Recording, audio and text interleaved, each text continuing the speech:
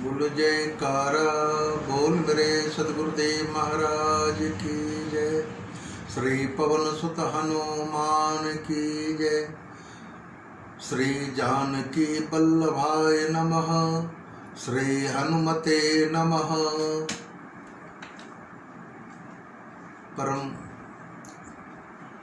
मानस महिमा से आज श्री हनुमत लाल जी के विषय में आप कथा का श्रवण करेंगे, जिसे बाबा जी महाराज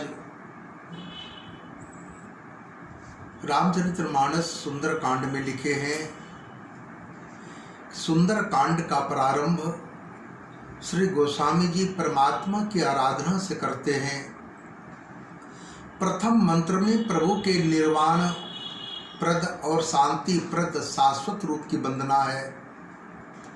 द्वितीय मंत्र में श्री गोस्वामी जी प्रभु से याचना करते हैं, नान्या स्पृहा रघुपते हृदये अस्मदीये सत्यं वदामि च भवान् निखिलान्तरात्मा भक्ति प्रयक्ष रघुपुंगव निर्भरां मे कामादिदोष रहितं कुरु मानसं च। इस श्लोक का भाव अति सुंदर है। प्रभु, आप अखिल ब्रह्मांड के अंतरात्मा हैं। आप सबके हृदय का भाव जानते हैं। हे रघुपुंगव, मुझे अपनी दृढ़ भक्ति प्रदान करें और मेरे अंतःकरण को कामादि विकारों से मुक्त करें। तीसरा श्लोक में हनुमान जी की वंदना का है, क्या तुलित बलधामं हेम शैलावदेहं धनुजवन कृशानुज्ञानिनां अग्रगण्यं सकल गुण निधानं वानरानामधीशं रघुपति प्रिय भक्तं बात जातं नमामि। श्री गोस्वामी जी महाराज श्री हनुमान जी के सद्गुणों का स्मरण प्रारंभ करते हैं और उन्हें लगा कि मारुति तो अनंत गुणों के भंडार है। अतएव सकल गुण निधानम कहकर वंदना संपूर्ण की तथा सुंदर कांड की कथा प्रारंभ की कि जामवंत के बचन सुहाए सुने हनुमंत हृदय अति भाए तब लगी मोही परेख तुम भाई सही दुख कंद मूल फल खाई। गोस्वामी जी महाराज कहते हैं कि जामवंत जी का सुंदर कथन सुनकर हनुमान लाला जी को बहुत रुचा। उन्होंने कहा, भाइयों, मैं सीता माँ की खोज में जा रहा हूँ, तब तक नहीं लौटूं जब तक कि कंद मूल फल भोजन करते हुए आप मेरी प्रतीक्षा करें। मैं आपको विश्वास दिलाता हूँ कि मैं अवश्य वापस लौटूंगा, पर लौटने की अवधि इस समय में नहीं बता सकता हूँ, क्योंकि एक बात निश्चित है कि प्रभु के सौंपे हुए कार्य को संपन्न करके तथा भगवती सीता का संदेश लेकर मैं लौटूंगा। राम जी के सौंपे हुए कार्य को मैं अवश्य पूरा करके आऊँगा। सफलता सबकी होगी।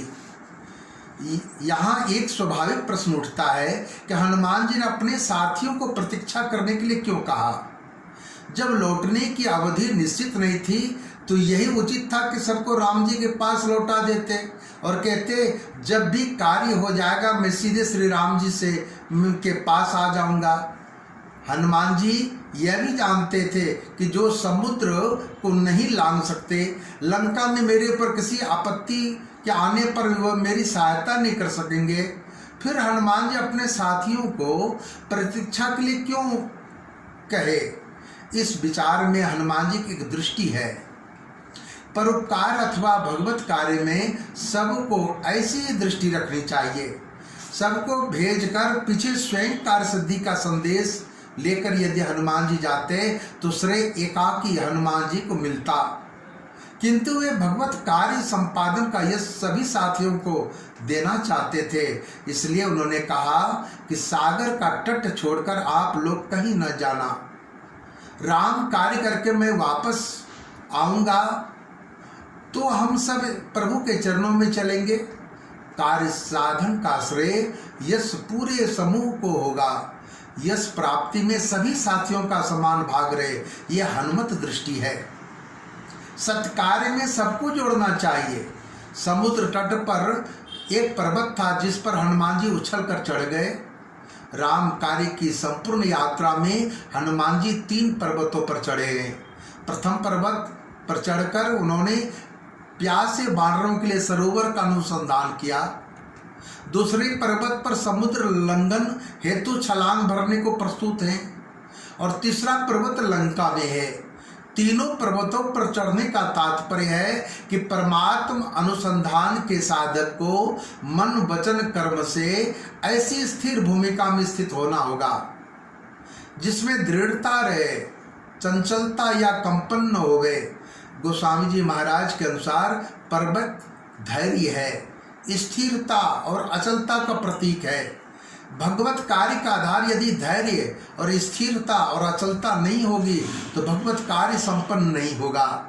लंका प्रयाण के समय हनुमान जी ने साथियों से कहा था, भाइयों अब मैं प्रस्थान कर रहा हूँ, मुझे आशीर्वाद दें। भगवत कार्य सिद्धि के लिए साधक का निरंकारी होना अति आवश्यक है। सत्कार्य करने पर मौन रहना अति आवश्यक है।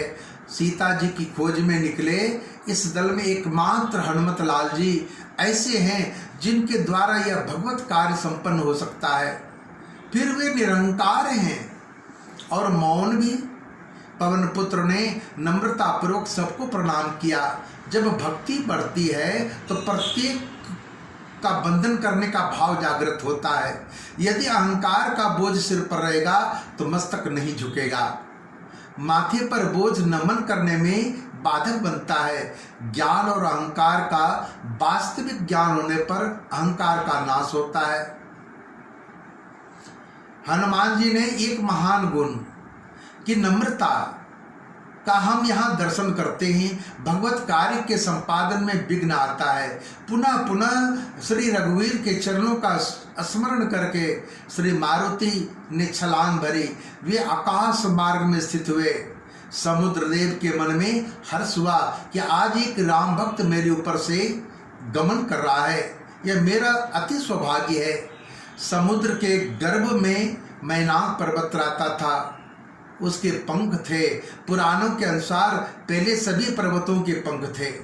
वे पर्वत उड़ा करते थे और उनके अहंकार बस बिना विचार किए कहीं बैठ जाते थे। इससे गांव के गांव उनके नीचे दब जाते थे। अतएव लोकहित में इंद्र ने ब्रज से उनके पंख काट दिए थे, किंतु मैनाक के पंख समुद्र गर्भ में आश्रय मिल जाने के कारण बच गए थे।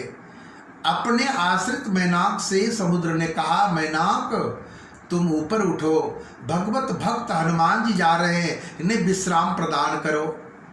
मैनाक के शिखर स्वर्ण हैं, मैनाक के शिखर स्वर्ण के हैं। समुद्र तल से वो ऊपर उठा।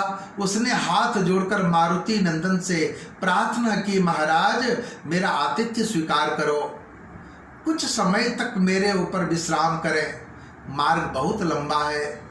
तुलसीदास जी का तात्पर्य है कि जीवन में भगवत प्राप्ति की यात्रा आरंभ होगी तो उसमें स्वर्ण शिखर सदृश अनेक विश्राम स्थल आवेंगे, वैभव की चकाचौंध मिलेगी, सुख साधनों की बहुलता आड़े आवेगी।